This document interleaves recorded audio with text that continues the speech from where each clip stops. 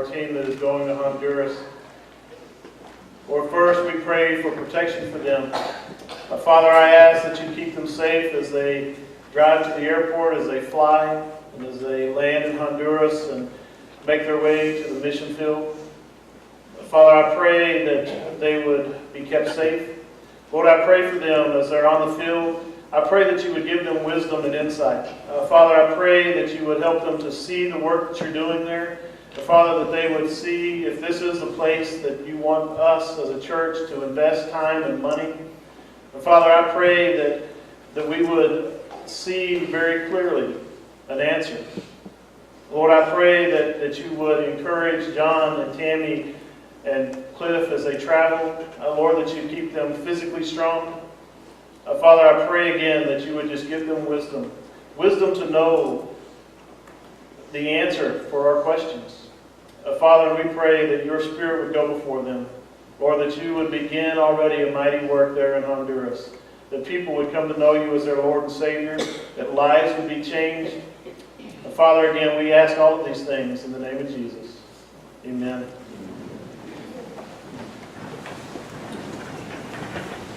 If you've got a Bible, I'm going to ask you to turn to Exodus chapter 14. We're going to read a short section out of chapter 14 and a section out of chapter 15. As you turn there, you will notice a picture here. This is this picture that's coming up. I think it's about to come up. It's a picture of, I can't remember if it's First Baptist Church of North Zolz or if it was North Zolz Baptist Church, but that is actually the church. I worked at this church as a junior in college. I was a youth minister there. If you don't know where North Zolz is, then you have probably not driven to A&M from Interstate 45, because if you do that, you go through the thriving metropolis of North Zolz, Texas. I do not know what it looks like now, but almost 30 years ago when I was there, it was indeed a thriving metropolis. You do not see the road, but at that time, there was one paved road through the town. That was the state highway that ran from, I think it was Madisonville to College Station. And that was the only paved road in the town. It was economically a very deprived community. But I was asked to come out, and I came there as their youth minister. Got in, and like any great youth minister, I was convinced, man, that I was going to come in and we were just going to set this town on fire. I thought this church was perfect. Probably because that's all I could see. Because, I wanted to be a youth minister, and they were crazy enough to give this 20-something-year-old kid a job. They were going to pay me. I couldn't believe it. They were actually going to pay me to teach people and teach the Bible. And I was like, this is awesome. So I got started in the job, and for a little while things were great, and all I saw was just all of the good, and I saw everything I thought was perfect. Well, then after a while I started realizing that, these teenagers that I am working with, they're a bunch of brats. Now, I'm not saying anything about any of our teens here, okay, because they're not. These guys are perfect. Okay, y'all shouldn't laugh at that. But I was just, these guys, they were brats. They were horrible. I'd be teaching a Bible study, and then I would have prepared. I'd spend hours on a Bible study. I'd be up there ready to teach, and then I'd start teaching, and I'd look, and over here on one side, there'd be a couple of guys poking each other and doing this and doing that, and over in the back corner, there'd be a couple of girls that would be arguing and fussing over something stupid, and then there'd be another group, that would be shooting spitballs at each other, and I am sitting here doing this teaching and just thinking, what am I doing? And then I would go into the worship service and I'd look around and all of these adults would be sitting in there, and they were just, pretty soon I thought, man, these are the most apathetic of Christians that I've ever met in my life. And it got to the point that as I would drive out to North Zolz, would be in my car and I would just be frustrated. Be complaining to God, God, why am I having to drive out here? And to make matters worse, about halfway between College Station and North Zolz, there was a chicken farm. Okay, now that is not a euphemism for anything else. Okay, it was a real chicken farm. Okay, believe me, you could smell it. It was so bad that you knew you never had to worry about getting a speeding ticket from about a mile on one side to a mile on the other. And it was a good thing, because when you would get close to it, you would know about where it was, take a really deep breath, and hit the gas on your car and just hit it down and all the way to the floorboard, and hold your breath, because you knew there was not going to be a cop sitting there, because nobody could sit there. And I mean, every week I had to drive by this stinking chicken farm. Oh, it was horrible. The smell, and I'd just get madder and madder. And every time I go out there, frustrated. Frustrated that nothing happened. Would give everything I had, and I'd walk out and get back in the car driving home, and I'd be driving back to my dorm going, God, why do I even go? Why do I spend my time getting ready to go out there when nothing is happening? These people are not listening. The adults in the church don't care. I would go to visit families, and I remember one family in particular. I went to visit this lady. Her daughter was in the youth group. Sitting there, we were talking for a little bit, and she is chain-smoking cigarettes and drinking a 20-ounce Coke and complaining because we were going on something that weekend that was going to cost $5. I wanted to stop and say, well, listen, lady, all you got to do is cut out one pack of cigarettes, and you can pay for everything that your kids are doing in the youth group. Of course, I didn't say that because I didn't want to make her mad. But everything about it, man, I would get so frustrated. Wake up on Sunday morning and go, got to go to church. Get up on Wednesday night, start to drive out there, and just be frustrated. I got to go to church. Drove me crazy. Until one night, we was driving back from North Solch. In my car, driving along, mad because that night had been just like every night. The kids had been brats. There had been fights that I was having to break up. And I'm driving along, and I'm just thinking, I'm having this argument with God. And it's pretty one-sided because I wasn't really listening to anything He was saying for a while. And I was telling God how horrible this church was and how bad everything was there. And God, why do you have me going back there? And I just was frustrated, and I was angry, and I was driving and mad and grumbling until God spoke to me. You ever been in a church like that? You ever been in a situation, maybe not in church, maybe it's home, maybe it's work, where every time you go, you're just frustrated, you're angry, and everything you see around you is going wrong and going bad, and it seems like nothing good is happening? Well, let me read from Exodus chapter 14, beginning in verse 10. As Pharaoh approached, the Israelites looked up, and there were the Egyptians marching after them. They were terrified and cried out to the Lord. They said to Moses, "Was it because there were no graves in Egypt that you brought us out to the desert to die? What have you done to us by bringing us out of Egypt? Didn't we say to you in Egypt, 'Leave us alone, let us serve the Egyptians'? It would have been better for us to serve the Egyptians than to die in the desert." Moses answered the people, "Do not be afraid. Stand firm, and you will see the deliverance the Lord will bring you today. The Egyptians you see today you will never see again. The Lord will fight for you. You need only to be still." Then the Lord said to Moses, "Why are you crying out to me? Tell the Israelites to move on. Raise your staff and stretch out your hand over the sea to divide the water so that the Israelites can go through the sea on dry ground." Then flip over to chapter 15, beginning in verse 22. Then Moses led Israel from the Red Sea, and they went into the desert of Shur. For 3 days they traveled in the desert without finding water. When they came to Marah, they could not drink its water because it was bitter. That is why the place is called Marah. So the people grumbled against Moses, saying, "What are we to drink?" Then Moses cried out to the Lord, and the Lord showed him a piece of wood. He threw it into the water, and the water became fit to drink. There the Lord issued a ruling and instruction for them and put them to the test. He said, "If you listen carefully to the Lord your God and do what is right in His eyes, if you pay attention to His commands and keep all His decrees, I will not bring on you any of the diseases I brought on the Egyptians, for I am the Lord who heals you."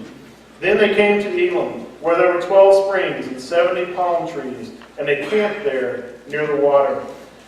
You see, the people of Israel, in the first passage, they just left the nation of Egypt.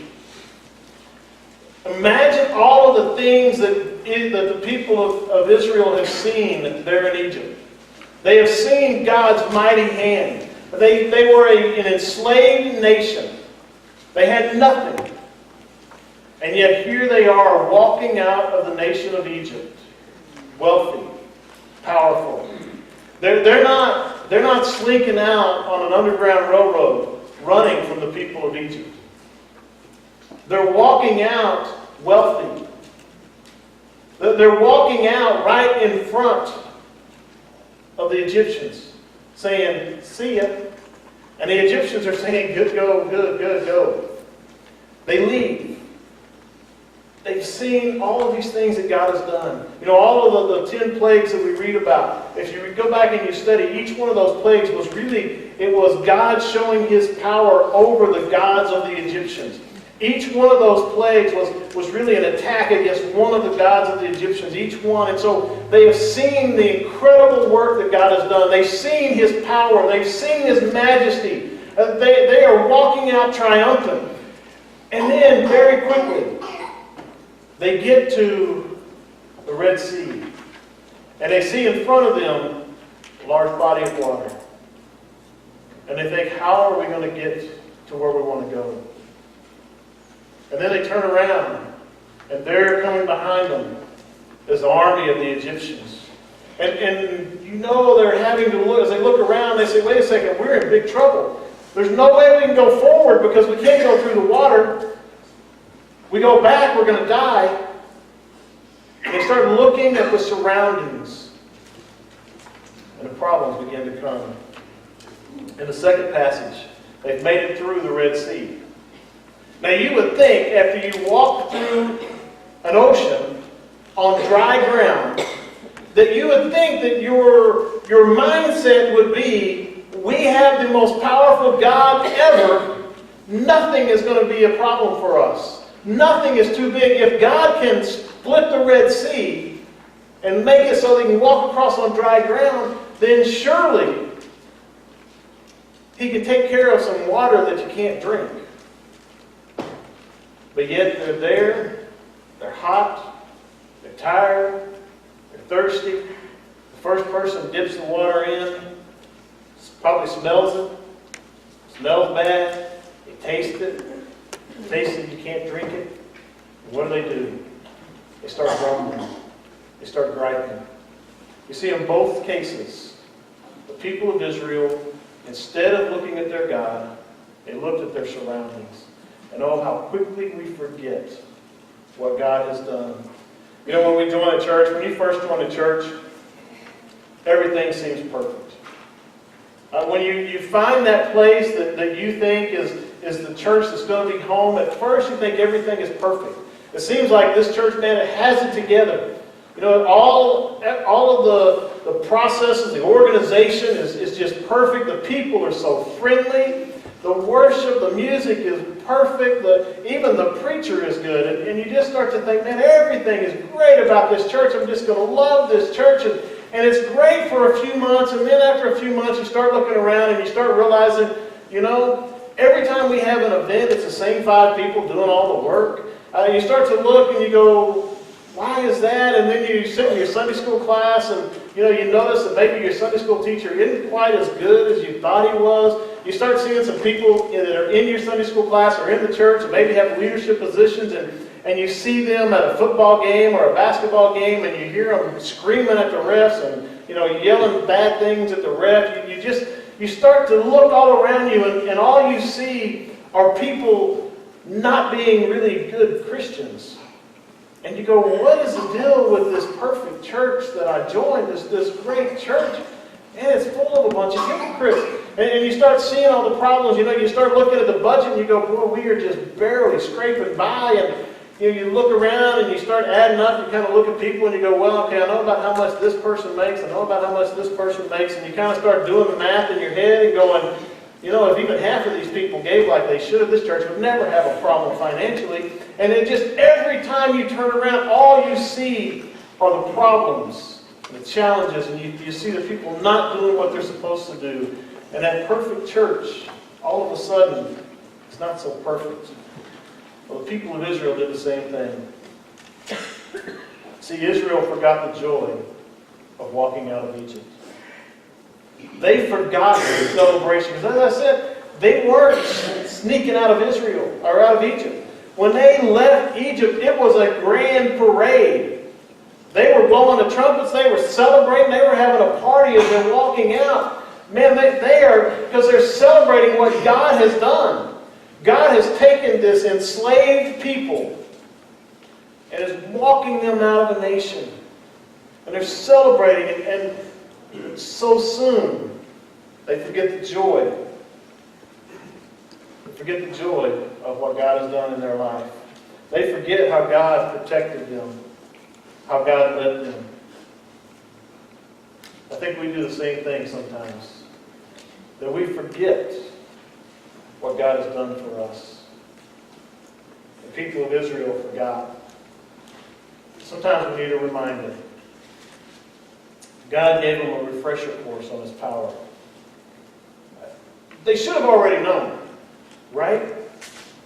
They've seen water turn to blood.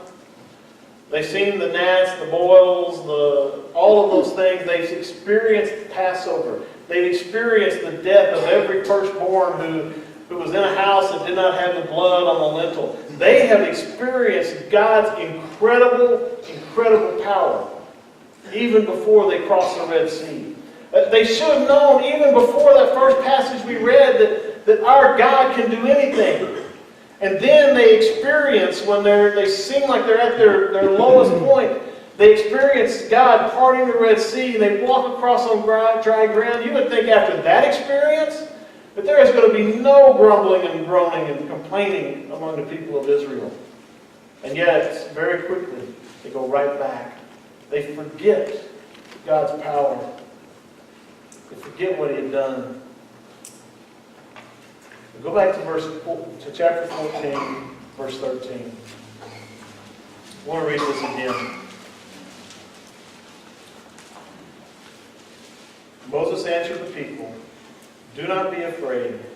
Stand firm, and you will see the deliverance the Lord will bring to you today." Stand firm, and you will see the deliverance. Other translations may have, you will see the salvation. That word, see the salvation, it's not just to see it, but it's to experience it. God says to the people of Israel that you will experience the salvation. In the early service, I talked about this, thinking, how do you really talk about it? Well, it's okay. I can say to you that I know about race cars. Now, why can I say I know about race cars? Because I've sat in my living room before, and I've had the TV on, and I've watched a NASCAR race. And I've watched them go around and around and around. And I've heard the commentators talk about how powerful. I've heard them talk about, how fast that car can go. I've heard them talk about the electronics that are in there, all of the technology that are in these cars. And so I can look and I can say, I know about race cars. If you pointed out, if you woke me up, I could say, yes, that's a NASCAR race car. And so I can say, I know about race cars. I've seen them. But do I really know about race cars? No. The only way to really know about race cars would be to sit down in the driver's seat of one of those cars and get out on a NASCAR track and go around that track at 200 miles an hour with cars all around you. A car a few inches in front of you, a car a few inches back. Those guys that sit in those race cars and drive them, they know about race cars. They've experienced firsthand. And when they talk about race cars, and Dale Earnhardt Jr. was here and he was talking about race cars, he could say so much more about a race car than I can. Because he knows it. He's experienced it. Well, folks, our walk with Christ is that same way. Sometimes we say we know God's salvation because we've dabbled in it. We've watched it on TV. We've touched it. But have we really, truly experienced God's power to change lives? Moses tells the people of Israel, stand firm, stay still, and experience God's deliverance. Don't just see it, but experience it. And can you imagine the experience of walking across the Red Sea, seeing the water on both sides, seeing the dry ground? The people of Israel, after that experience, could say, we have experienced God's deliverance. We know the power of God. But even then, I think they knew it here. But they didn't let it infuse all of their life. And that's why they started complaining. Do you experience God's salvation fresh and new every day? Do you experience God's salvation fresh every day? Because if we don't, we're going to end up like the people of Israel. If we don't learn how to experience God's salvation, the fresh power of Him in us, if we don't learn how to experience that every day, then we're going to be like the children of Israel, and we're going to be the kind that complains and gripes about everything.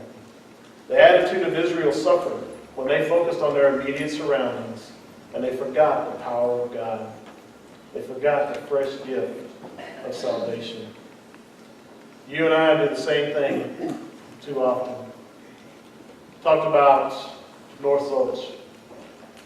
Driving home, complaining, griping to God, telling God everything bad that was happening.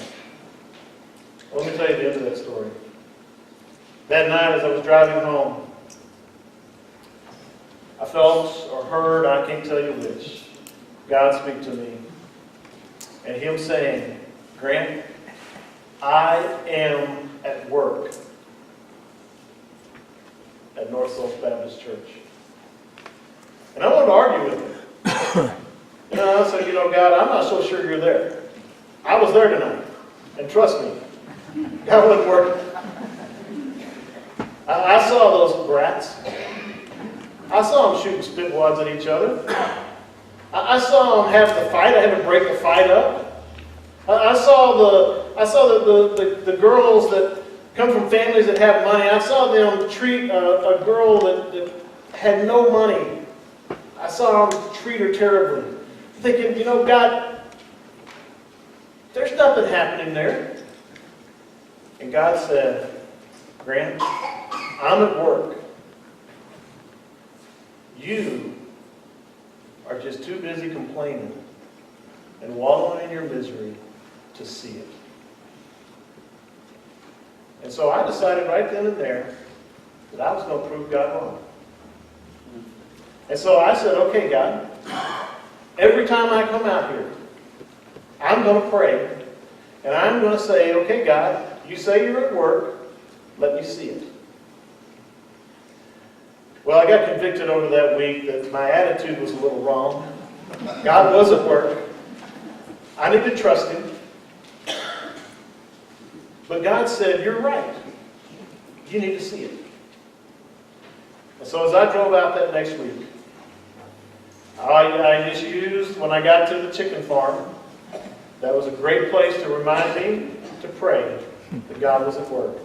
And so before I got there, I'd take a deep breath, hold my breath as I hit my accelerator, and went as fast as I could through the smell, get to the other side, and I'd just start praying. Okay, God, you say you're at work.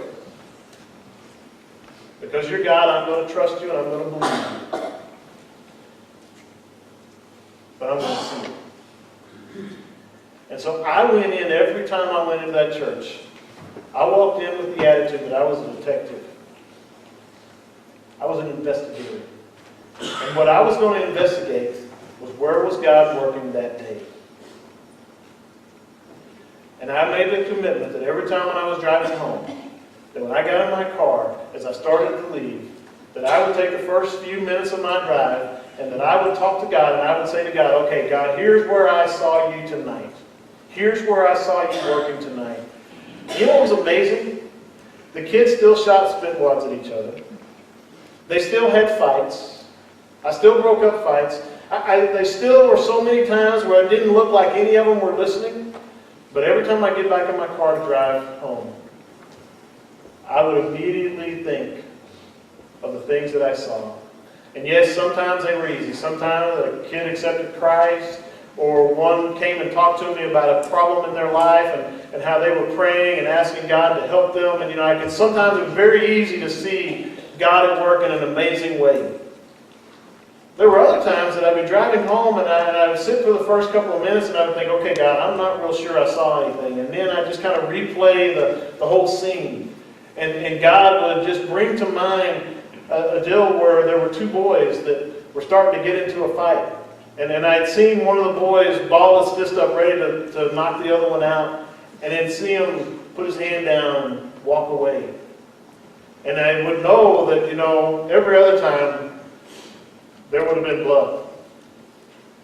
And I would just start saying, God, you are at work. My attitude began to change. I began to get excited. I would be driving out, and so many times I'd be driving out to that church just going, all right, God, I can't wait to see what you got in store tonight. You're going to do something today, and I'm going to get to see it. Well, Denise started going out with me to the church. And she had been there coming with me for a month or two, and we're driving home, and as we're driving home, man, I'm just bouncing, and I'm thinking, man, this was great, it was a great day, we had so many good things happen, and Denise goes, what are you talking about? And she started listing off all the problems, all the things that she had seen, and I was like, oh yeah, that all happened. But didn't you see? And I started talking about these little things where I'd seen God work, and I know that she's thinking, man, I am dating a lunatic. Well, she really is, but that's beside the point. And then I thought about it, and I said, Denise, you were right where I was. I said, you were where I was because you're seeing all the problems. And you're failing because you're seeing all the problems. You're failing to see where God is at work. And then I started telling her, this happened. And I started going through. And she finally said, okay, maybe you're right. My attitude changed. And because my attitude changed, I began to see God's work. And again, yes, those teenagers were still brats. Yes, many of the adults in the church were still apathetic. Yes, that church still had too many problems to list. But I would leave every time I went out there giving praise to God and saying, God is at work. What changed was my attitude. And it can change in your life. I want to challenge you. No matter if it's church that you're seeing all the problems in, or if it's home, or if it's work, or community service project that you're involved in, whatever it is, I want to challenge you. Quit focusing on all the problems. Now, it doesn't mean that we stick our head in the sands and we don't deal with problems. But it's the idea that instead of focusing on the problems, begin to say, God, I'm going to see you at work. And I'm going to see where you're working. And I'm going to rejoice and I'm going to celebrate what you're doing.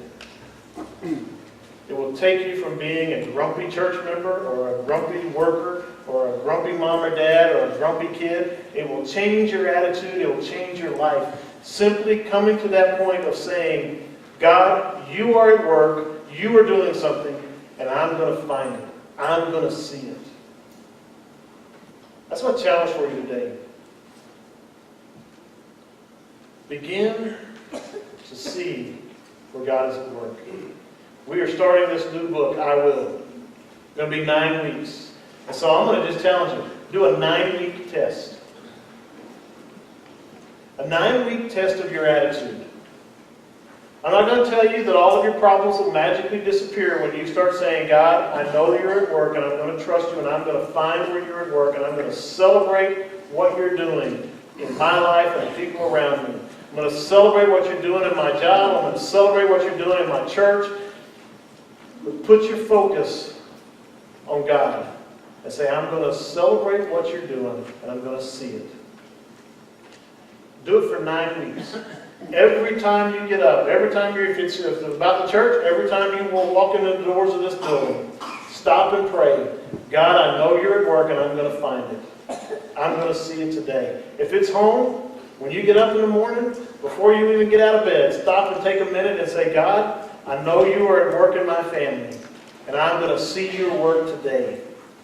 If it's a job, before you pull into the parking lot, before you walk into that building, stop and say, God, I know you're at work, and I'm going to see it today. And just see over 9 weeks if your attitude doesn't change. Work becomes a whole lot less frustrating. Church becomes a joy. Yes, the problems are still going to be there. You still got to work on the problems.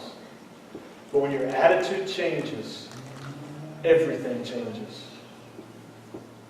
The people of Israel grumbled and complained. And when they did, it brought consequences. They forgot to see the great God that they served. They forgot to see God's love and God's protection. And when they quit seeing it, all they saw were the problems. I want to challenge you. See God at work. See what He'll do in your life when He changes your attitude. If you got a connection card, you have 2 challenges. 1, I need Jesus to change my attitude. Take the 9-week test. Whatever it is, wherever your frustration level is working, wherever it seems like things are impossible, take the 9-week test in that area of your life. And just begin praying every day, every time you're going to be involved in that area of your life. God, let me see you at work. And I'm going to tell you, God will change your attitude. He'll encourage you. He'll strengthen you. What I'd love to hear is, after we get through this 9 weeks, I'd love to hear some of you come back and say, you know, Graham, I took that challenge. I prayed that God would change my attitude. I prayed that I'd get my focus right. And here's what happened. If you take it seriously, many of you will come and tell me at the end of this time, you know, He did. Yeah, I still got the problems at work. So much better. The second one is, I will focus on God's work in my life and church. And you may need to write something else on there. That may not be where it is. It may be some other part. But be specific. This is where I'm going to focus on God's work. And see what He does. God wants to change your life. He wants to get your attitude right, so that the rest of life changes. In just a minute, we're going to have an invitation. I'm going to be standing here. You know, some of you may be here today, and you may say, you know, Graham, I don't know about God's power to change what's happening in my life. It's too big. It's too much. Well, the people of Israel found out that there's nothing too big for God. The Red Sea wasn't too big. They walked across on dry ground. Undrinkable water wasn't too big. No matter what it is in your life, God can deal with it. If you have never made a commitment to Him, this isn't positive thinking. Now, this isn't Zig Ziglar's power of positive thinking. This is submitting my life to Jesus and saying, I am going to see you at work. If you've never come to that point, if you've never come to a place in your life where you have submitted your life to Christ, then do it today. Because that's the first part of changing your attitude. Others of you may be here and you may say, you know, I've been attending this church for a while. If feels like the right place. We had somebody join in the first service, and I had laughed as she came forward, and she said, I'm going to join First Baptist because it's the perfect church. And the people are so friendly. She went off of naming off a couple of things, and I just laughed because I knew she was joking. She came in. She's coming in. Not saying that you're not friendly. Not saying this isn't a great church, but she was kind of saying, I recognize I'm not joining the perfect church. I recognize I'm joining a place that's got challenges, got things we got to work on. But this is where God called me. If this is where God has called you, then take that step. And yes, we're not perfect. Yes, we got problems. Yes, we got challenges. But come join us. And let's see God do something amazing. Let's see Him at work. You may have other things. Maybe you just need to pray. Maybe it's a work situation.